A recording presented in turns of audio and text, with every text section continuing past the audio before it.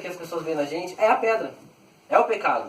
É a primeira coisa que é notável de qualquer ser humano. Você vê uma pessoa, ela cometeu alguma coisa errada ou ela fez algo que te desagrada, a primeira coisa que você vê nessa pessoa é a pedra dela, é o pecado dela, certo? E o que Jesus faz com o sangue dele? Ele vem e derrama o seu sangue sobre a gente, sobre o recipiente, sobre o vaso que somos nós. E a pedra continua lá, né? Como eu falei, é meio decepcionante, a gente não consegue se livrar da pedra, ela continua lá dentro. Porém, as pessoas não conseguem ver, entendeu? E nem a água que somos nós, entendeu? As pessoas já não vê mais, as pessoas vê o quê? O sangue de Cristo, as pessoas vê Cristo na gente, entendeu? Quando Jesus vem e habita, quando ele faz morada, as pessoas não conseguem mais ver a pedra. Mas algumas pessoas ainda falham. Mas tem uma pedra aqui realmente? Tem uma pedra aqui. Ela está aqui, ela não foi embora, eu não joguei ela fora. Ela está aqui. Mas ninguém mais vê. Entende?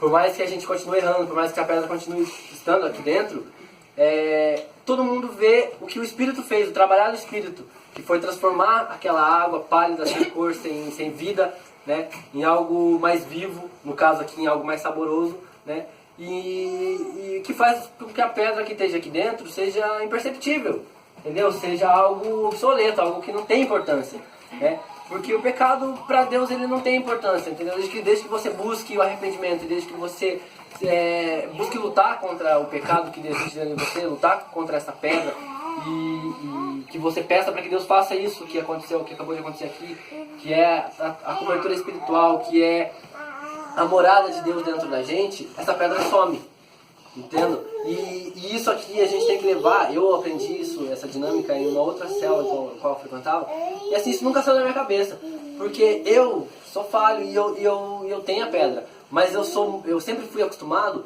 a ver a pedra do outro, entende? Aquele irmão mente, aquele irmão, misericórdia, é só Deus na vida dele, porque ele é assim, ele é assim. Eu enumerava o defeito das pessoas, eu enumerava pedras dentro de pessoas, entendeu? Quando a minha também era gigante. Então, assim, quando Jesus fez o trabalho dele na minha vida, de me lavar no sangue, de me purificar e de me fazer digno de receber a presença dele, de ter a presença dele, e ele escondeu, não é que ele escondeu a minha pedra, mas ele fez com que eu não ficasse olhando para o meu pecado, não ficasse, não dasse prioridade pro que não me serve. De que serve a pedra nesse copo? Nada, o suco você toma, você bebe, você se sacia, certo? O copo você armazena, então tem serventia, as olhos do Senhor tem serventia. Agora a pedra não, ela está lá, apenas para contaminar todo o suco, apenas para contaminar todo o resto, ela está ali, entende? Então enquanto, vamos supor, se ninguém soubesse que existe uma pedra aqui dentro, todos beberiam o suco, entendem? Mas vocês não bebem porque vocês viram a água e dentro da água vocês viram a pedra, então vocês sabem que isso está contaminado, que não é próprio para vocês beber, certo? Mas o que acontece?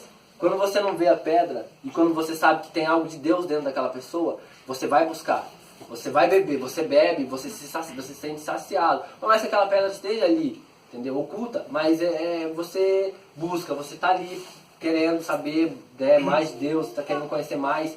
E os recipientes que somos nós, entendeu? Quando nós estamos revestidos da presença do Senhor, por mais que a gente tenha a nossa vida meio errante, mas que a gente tenha nossos problemas corriqueiros, pessoas vêm até nós, pessoas que ainda são água na presença do Senhor, elas vêm até nós porque elas não enxergam a pedra mais.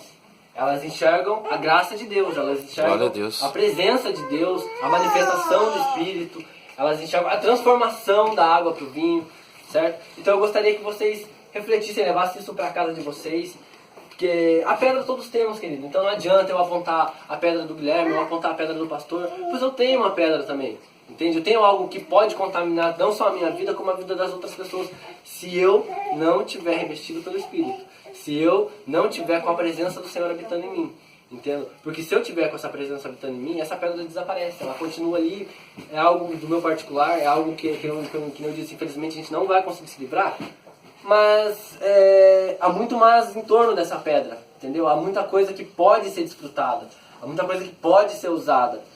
E assim, eu quis trazer essa dinâmica, por quê? Porque muitas das vezes a gente aponta erros e defeitos de pessoas, a gente tem expectativas, que a gente mesmo cria, né, sobre pessoas, e aí isso às vezes não se concretiza e você começa a culpar o outro, né? E é pra gente começar a reparar que essa pedrinha todo mundo tem, certo? E quando você conseguir que o Espírito Santo de Deus faça isso aqui com você, eu creio que todos aqui conseguimos alcançar essa graça, então a gente não vai dar tanta importância para a pedra, a gente não vai dar tanta importância para aquilo que já estava dentro da gente antes de Deus habitar, sabe? E é muito importante para as almas que estão lá fora que a gente veja elas assim, não como água, não contendo a pedra, mas como um recipiente que Deus pode sim armazenar muitas bênçãos, Deus pode sim armazenar muitas ferramentas para que essa pessoa venha a transformar cada vez mais a água em vinho, né? E eu queria que a gente lesse uma palavra, alguém que trouxe a Bíblia aqui, eu gostaria que o pastor estivesse lendo essa palavra pra gente, desculpa interromper o vídeo, se alguém puder gravar, Guilherme, se puder gravar pra ele, para ele poder ler, que está em Gálatas 6. A gente não precisa ler tudo, a gente não precisa meditar em tudo, mas em Gálatas 6, no verso 7, 9 e 18, Deus ele fala uma coisa muito maravilhosa, assim, que eu estava meditando isso até hoje. Eu acho até o título de Gálatas 6 já vai tipo, dizer tudo assim para vocês, sabe? 6, 9. 6, Gálatas 6, versículo 9, mas comece, deixa eu comentar na sua tradução.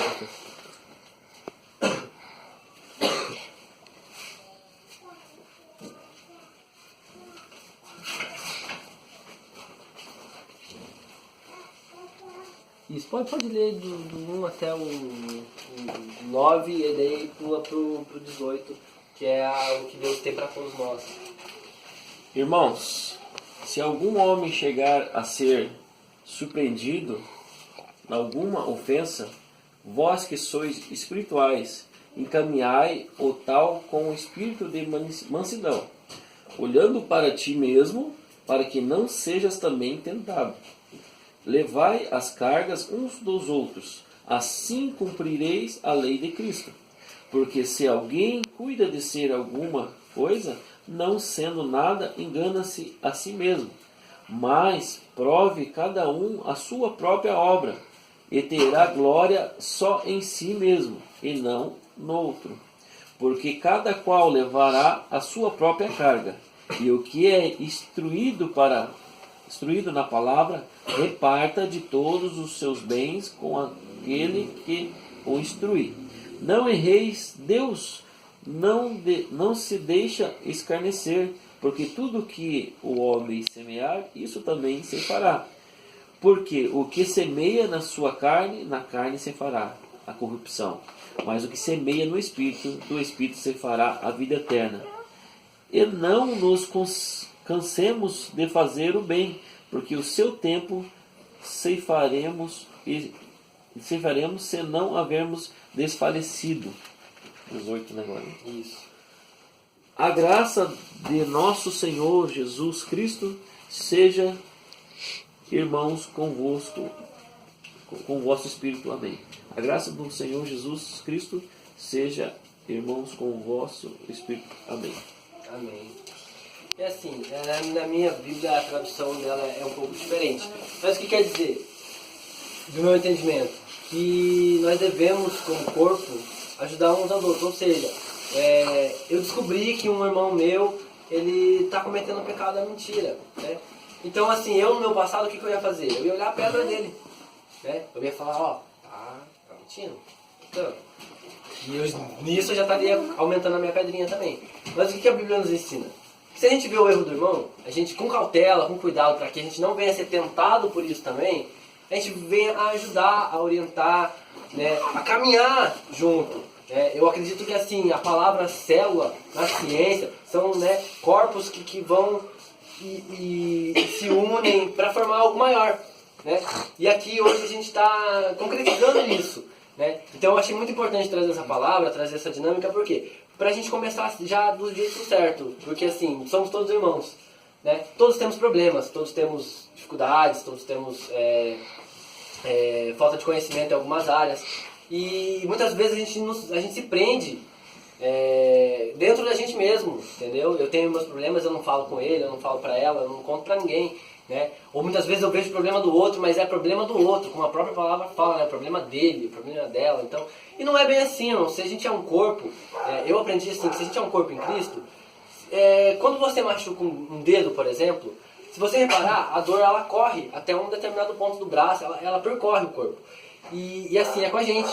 Entende? Então se um irmão tá ferido, se um irmão tá machucado, se um irmão ele tá passando por algum problema, tá tendo alguma dificuldade, todo o corpo vai padecer. Por mais que isso não fique claro e evidente, mas sim, todo o corpo vai sofrer. Então para que isso não venha acontecer, todo o corpo deve cuidar que seja do menor até o maior, entendeu? Porque até, né, às vezes a pessoa fala, mas eu vou na célula, mas tipo, eu só recebo, eu não louvo, eu não levo uma palavra, eu não sou um membro útil. Irmão, a sua oração é muito útil, tanto para nós quanto para o Senhor.